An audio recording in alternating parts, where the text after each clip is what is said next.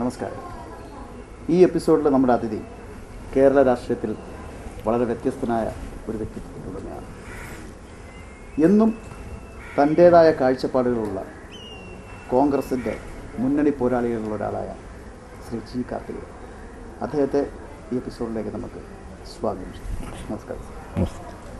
എന്നും ഒരു തിരുത്തൽ ശക്തിയായിട്ടിരിക്കാൻ പല കാലഘട്ടത്തിലും മറ്റ് സമകാലികരെക്കാരും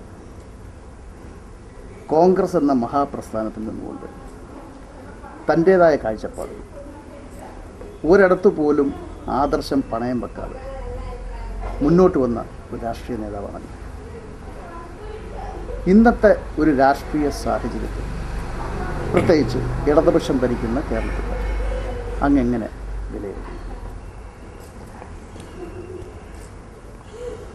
സ്വാഭാവികമായിട്ടും ഒരു ഗവൺമെൻറ്റിനെ വിലയിരുത്തുമ്പോൾ ഒരു ഒരു ഒരു എൻ്റെ ഒരു വിലയിരുത്തൽ രാഷ്ട്രീയക്കാരൻ്റെ കണ്ണുണ്ടാവും. ഞാൻ പ്രതിപക്ഷ രാഷ്ട്രീയത്തിൽ നിന്ന് പ്രവർത്തിക്കുന്ന ഒരാളാണ്. ഒരു ഒരു ഒരു ഒരു സാമാന്യനായ ഒരു വ്യക്തി വിലയിരുത്തുന്നത് പോലെ എനിക്ക് ഈ ഗവൺമെൻറ് വിലയിരുത്താൻ സാധ്യമല്ല.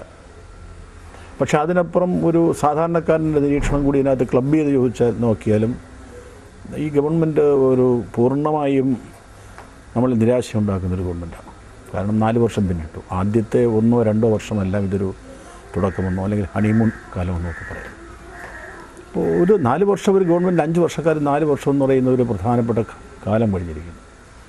ഇപ്പം ഞാൻ ഈ ഗവൺമെൻറ്റിനെ ഇപ്പോൾ താങ്കൾ ചോദിച്ചു ഈ ഗവൺമെൻറ്റിനെ കുറിച്ചൊരു വിലയിരുത്തൽ അല്ലെങ്കിൽ ഒരു അഭിപ്രായം പറഞ്ഞാൽ എൻ്റെ അഭിപ്രായം മാത്രമാകും. അത് കേൾക്കുന്നവരെ ആളുകളുണ്ടാവും. അപ്പോൾ അതിൻ്റെ അർത്ഥം റിസൾട്ട് ഉണ്ടാക്കിയ ഒരു ഗവൺമെൻറ് ആണെങ്കിൽ എൻ്റെ അഭിപ്രായങ്ങളുടെ വിലയില്ലാതാകും. അപ്പോൾ നമ്മുടെ നാട്ടിലെ ജനങ്ങളിൽ ഇത് ഈ ഒരു റിസൾട്ട് ഉണ്ടാക്കി, അതായത് ഒരു പെർഫോമൻസ് ജനങ്ങൾ അവതരിപ്പിച്ചൊരു ഗവൺമെൻറ് ആണെന്നുള്ള ഒരു അഭിപ്രായം ഇല്ല എന്നാണ് എൻ്റെ അഭിപ്രായം. എൻ്റെ ഒരു അപ്പോൾ ഇടതുപക്ഷ ജനാധിപത്യ മുന്നണി നേതൃത്വം നൽകുന്ന ഒരു ഗവൺമെൻറ് ഒരു പരാജയമാണെന്ന് നമുക്ക് വിലയിരുത്താം. അത് തീർച്ചയായിട്ടും ഞാൻ ഇടതുപക്ഷ രാഷ്ട്രീയം പരാജയമാണെന്ന് ഞാൻ പറയില്ല. അതങ്ങനെയല്ലല്ലോ. പക്ഷേ ഇടതുപക്ഷ ജനാധിപത്യ മുന്നണിയുടെ കേരളത്തിൽ നിലനിൽക്കുന്ന ഭരണം അത് പൂർണ്ണമായും അത് പരാജയമാണെന്നുള്ളത് ഞാൻ ഒരു പ്രതിപക്ഷ രാഷ്ട്രീയത്തിലെ ഒരു MLA നിലയിൽ മാത്രമല്ല, ശരിക്കും അതാണ് വന്നിരിക്കുന്നത്. ഒരു കൂട്ടുത്തരവാദിത്വം നഷ്ടപ്പെട്ട ഒരു ഗവൺമെൻറ്റാണ് ഇപ്പോൾ നിലനിൽക്കുന്നതെന്നുള്ള അഭിപ്രായം. അത് ആണല്ലോ. കാരണം ഈ മുന്നണി രാഷ്ട്രീയം ഇവിടെ 67 മുതൽ വന്നു കേരളത്തിൽ. അത് തന്നെ നമ്മുടെ ഇന്ത്യൻ രാഷ്ട്രീയത്തിലെ ഇപ്പോൾ കേന്ദ്രത്തിൽ പോലും മുന്നണി രാഷ്ട്രീയം വന്നിരിക്കുന്നു. യൂത്ത് കോൺഗ്രസിൻ്റെ പ്രസിഡൻ്റായിരുന്നപ്പോൾ ഏകകക്ഷി ഭരണത്തിന് വേണ്ടി പാർട്ടിക്കകത്ത് കലാപം ഉണ്ടാക്കിയ ആളാണ് ഞാനെന്നുള്ള എൻ്റെ യൂത്ത് കോൺഗ്രസ്സില്ല. ആ ചോദ്യത്തിലേക്ക് ഞാൻ വരാൻ. അതെ. പക്ഷേ ഞാനിപ്പോൾ പറയാം, ഇപ്പോൾ മുന്നണി രാഷ്ട്രീയം അതൊരു നമ്മുടെ ഒരു നാട്ടിൽ പൊതുവെ വന്നിരിക്കുന്ന അവസ്ഥയെ മാറിയിരിക്കുന്നു. അതിന് നമുക്ക് കുറേ ഉത്തരം കണ്ടെത്താം. അപ്പോൾ ആ മുന്നണി രാഷ്ട്രീയത്തിലെ ഒരു മുന്നണിയുടെ ഏറ്റവും പ്രധാനപ്പെട്ട ശക്തി തന്നെ അതിനകത്തുള്ള രാഷ്ട്രീയ പ്രസ്ഥാനങ്ങൾ തമ്മിലുള്ള ബന്ധമാണ്. ആ ബന്ധമാണ് ആ മുന്നണി എന്ന് പറയുന്നത് ഭരണകക്ഷിയാണെങ്കിലും പ്രതിപക്ഷമാണെങ്കിലും ആ പ്രസ്ഥാനങ്ങൾ തമ്മിൽ ഒരു ഐക്യമില്ലെങ്കിൽ പിന്നെ ആ മുന്നണി മുന്നോട്ട് നീങ്ങിയില്ല. അത് അധികാരത്തിലിരുന്നാലും പ്രതിപക്ഷത്തിരുന്നാലും. ഇവിടെ ഇവർ തമ്മിൽ യാതൊരു അഭിപ്രായം ഇല്ലെന്ന് മാത്രമല്ല, ഇവരുടെ അഭിപ്രായ വ്യത്യാസങ്ങൾ പ്രകടമായി പുറത്തു വരുന്നു എന്നുള്ളതാണ്. അപ്പോൾ ഒരു ഭരിക്കുന്ന ഒരു മുന്നണിയുടെ അഭിപ്രായ വ്യത്യാസം നിങ്ങൾക്ക് എന്തെന്ന് ചോദ്യത്തിൽ അതിൽ കാര്യമുണ്ട്. കാരണം അത് പ്രത്യേകിച്ചും ഭരണകക്ഷിയാകുമ്പോൾ ആ ഭരണകക്ഷിയിലെ മുന്നണിയുടെ അഭിപ്രായ വ്യത്യാസങ്ങൾ അതൊരു ഭരണവുമായി ബന്ധപ്പെട്ട് വരുമ്പോൾ ആ നാട്ടിലെ ജനങ്ങളുടെ പ്രശ്നമായി മാറുകയാണത്. അതുകൊണ്ട് അവരുടെ ആഭ്യന്തര കാര്യം മാത്രമല്ലേ അത്. തിരിച്ചു വരാം.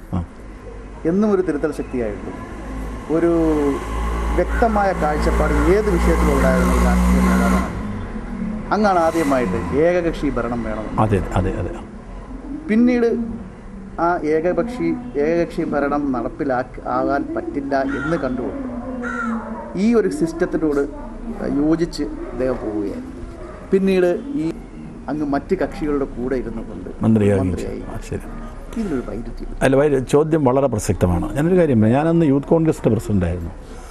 ഈ നവീനമായ ആശയങ്ങൾ ചെറുപ്പക്കാരിലേക്ക് പകർത്തി അവർക്ക് നാളത്തെ പാർട്ടിയെക്കുറിച്ച് പ്രതീക്ഷ ഉണ്ടാകേണ്ടത് എപ്പോഴും ഒരു സ്ലോഗൻ വേണം. ആ സ്ലോഗൻ എന്ന് പറയുന്നത് വെറുതെ മുദ്രാവാക്യം വിളിച്ചു പോകുന്നതിന് വേണ്ടിയിട്ടുള്ളതല്ല, അത്യന്തമായ ലക്ഷ്യം. ഞാൻ ഇന്നും വിശ്വസിക്കുന്ന കേരളത്തിലെ ഒരു സാധാരണ പ്രവർത്തകൻ്റെ അത്യന്തമായ ലക്ഷ്യം എന്താണോ എന്ന് ചോദിച്ചാൽ ഞാൻ പറയും കോൺഗ്രസ് കേരളത്തിൽ ഒറ്റയ്ക്ക് അധികാരത്തിൽ വരിക. അതിനുവേണ്ടി വരുമോ ഇല്ലെന്നുള്ള ക്വസ്റ്റ്യൻ അത് വേറെ. പാർട്ടിയിലൊരു പ്രവർത്തകൻ്റെ ഉള്ളിലുള്ള ഏറ്റവും കുറഞ്ഞ ഒരു സ്വപ്നമെങ്കിലുമാണ് എന്താണെന്ന് ചോദിച്ചാൽ പറയും പാർട്ടി ഒറ്റയ്ക്ക് അധികാരത്തിൽ വരിക. എന്തുകൊണ്ടാണത്? മുന്നണി രാഷ്ട്രീയത്തിന് അതിൻ്റേതായ ബുദ്ധിമുട്ടുകളുണ്ട്. ഞാനിത് പറയുമ്പോൾ കോൺഗ്രസ് മാത്രമല്ല, കേരളത്തിൽ ഒറ്റയ്ക്ക് അധികാരത്തിൽ വരാനുള്ള ശ്രമിക്കാനുള്ള അവകാശം എല്ലാ രാഷ്ട്രീയ പ്രസ്ഥാനങ്ങൾക്കുമുണ്ട്. ഒരു മുന്നണി രാഷ്ട്രീയത്തിൻ്റെ ഒരു ഫലം എന്ന് പറയുന്നത് പ്രധാനപ്പെട്ട രാഷ്ട്രീയ പ്രസ്ഥാനം ഓരോ മേഖലയിലും ആഗ്രഹിക്കുന്ന പല പരിപാടി നടപ്പിൽ വരുത്താൻ കഴിയാതെ വരുന്നു. പല ആശയങ്ങളും പല താല്പര്യങ്ങളും തമ്മിലുള്ള ഒരു ഏച്ചുകെട്ടലാണത്. അത് 100% ശരിയാണെന്ന് കേരളത്തിലെ ജനങ്ങൾക്കറിയാം. അതെ.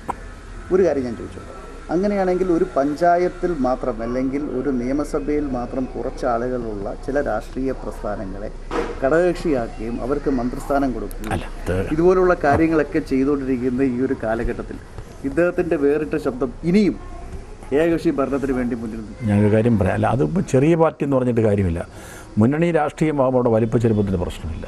പ്രത്യേകിച്ച് ഞാൻ പ്രധാന രാഷ്ട്രീയ പ്രസ്ഥാനം കോൺഗ്രസിൻ്റെ ഒരു സമീപനം, അത് ഞങ്ങളുടെ ഒരു വർഷങ്ങളായി ഞങ്ങൾ കൊണ്ടുപോകുന്ന ഞങ്ങളുടെ കുലീനമായ ഒരു സമീപനമാണ്.